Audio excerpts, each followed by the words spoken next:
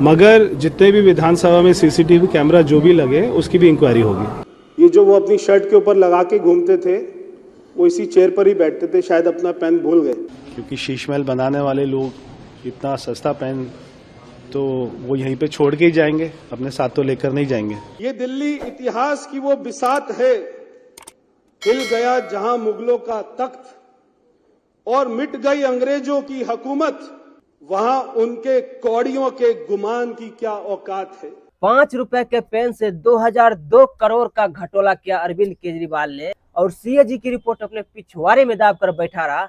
परवेश वर्मा को जब वही 5 रुपए का पेन मिला, तब देखिए वो लौटाया, और क्या परवेश वर्मा ने बोला ये आप थोड़ा सुन लीजिए। इससे पहले लिकर घोटाला आया, उसके ऊपर सीएजी की रिपोर्ट आई, और आज हेल्थ के ऊपर आई है, और हेल्थ के ऊपर में पार्ट 2 भी आने वाला है, और इसके ऊपर में 14 रिपोर्ट, इसके बाद में 12 रिपोर्ट और आने वाली है। हम भी जो इनके सारे घोटाले देख रहे हैं आने के बाद में पहले हम सारे घोटाले देखते थे विपक्ष में बैठकर, अभी हम देख रहे हैं सरकार में आने के बाद में तो और भी बहुत सारी कमियां दिखाई दे रही हैं। सारे घोटालों की जांच कराई जाएंगी, जितने सारे प्रोजेक्ट में सारी कॉस्ट उनकी डबल हो गई, ट्रिपल हो गई, उनकी भी जांच कराई जाएगी।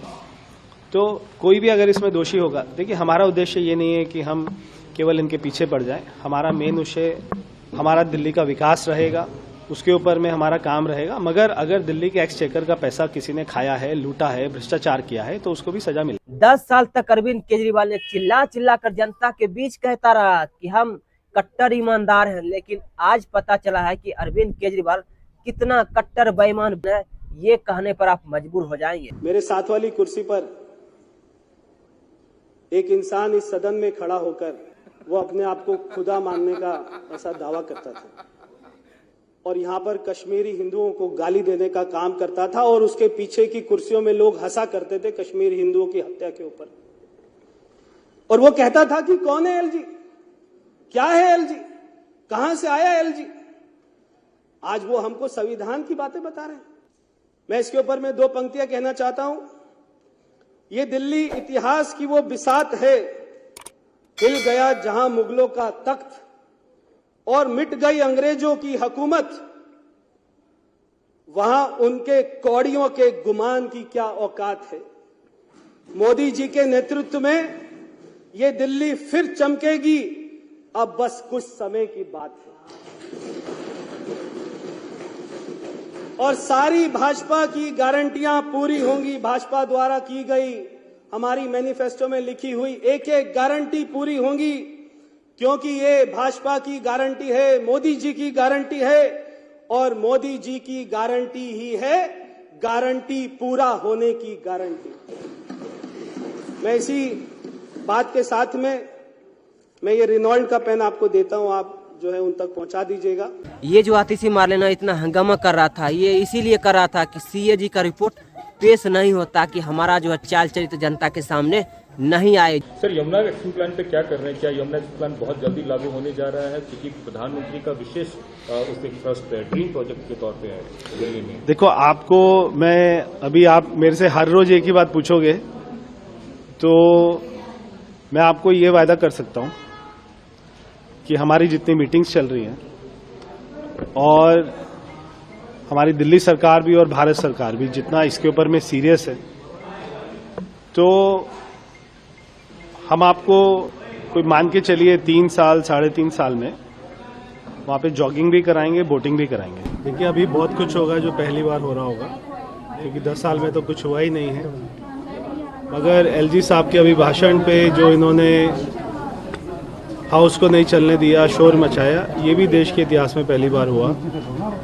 और ये कानून है, ये हमारा रूल बुक कहता है कि अगर एलजी साहब का अभिभाषण होगा, मैं भी पार्लियामेंट में था, मैं वहाँ पे देखता था, जब वहाँ पे राष्ट्रपति जी आते थे उनका अभिभाषण होता था, चाहे विपक्ष हाउस में जितना मर्जी शोर मचाए, मगर उस समय जब राष्ट्रपति एलजी साहब का अभिभाषण हो, उनका स्पीच चल रहा हो, उस समय आपको शोर मचाना बिल्कुल अलाउड नहीं होता। तो ये एक तरीके से बहुत बड़ा अपराध है हमारे यहाँ पे, जो हमारी अपना रूल बुक है, तो उसी से ही उनको ये सज़ा मिली है, और आगे से वो ऐसा ना करे, ये मैं उनसे अपेक्षा करता हूँ। देखिए, हमें ये तो पहले से ही पता था कि सीसीटीवी कैमरा दिल्ली में ना केवल चाइनीज़ कंपनी के लग रहे थे, मैं उसकी इंक्वायरी के भी ऑर्डर कर रहा हूँ।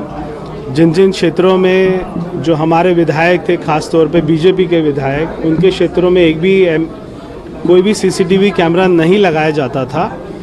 और ये उस समय के मुख्यमंत्री अरविंद केजरीवाल के निर्देश थे कि जब तक मैं साइन नहीं करूँगा बीजेपी के एमएलए के क्षेत्र में कोई भी कैमरा नहीं लगेगा। तो वो 8 जो हमारी विधानसभा होती थी बीजेपी के एमएलए को, उनको बिल्कुल इग्नोर कर दिया जाता था। तो हमने कहा है वहाँ पर तो लगाएंगे ही, मगर जितने भी विधानसभा में सीसीटीवी कैमरा जो भी लगे उसकी भी इंक्वायरी होगी। अब दूसरा सीएजी का रिपोर्ट आया है जिसमें 10-15 अस्पताल में थर्मामीटर नहीं है, आईसीयू नहीं है, यहाँ तक कि बीपी नापने वाला मशीन नहीं है, जो आला रखता है, जो डॉक्टर का पहचान होता है, वो भी नहीं है। अब बताइए ये कितने करोड़ रुपए का ये घोटाला किया होगा, अभी खुलासा होने के लिए बहुत ही बाकी है। अभी देखिए कहाँ कहाँ काम हुआ है और कहाँ काम नहीं हुआ है, ये साफ साफ जनता को दिखने लगा है कि अरविंद केजरीवाल ने 10 साल तक क्या सिर्फ ठगने का काम किया है, इसके सिवा और कुछ नहीं अरविंद केजरीवाल किया था। तभी तो अरविंद केजरीवाल को जनता ने वहां से लतिया लतिया कर खदेड़ खदेड़ कर भगाया। अब ये पंजाब में जाने का विचार प्लान बना रहा है कि हम पंजाब का जो है मुख्यमंत्री बने, लेकिन वहां भी टूट फूट मच सकता है कि भगवंत मान अपने पार्टी अलग कर सकता है और ये अरविंद केजरीवाल अलग कर सकता है।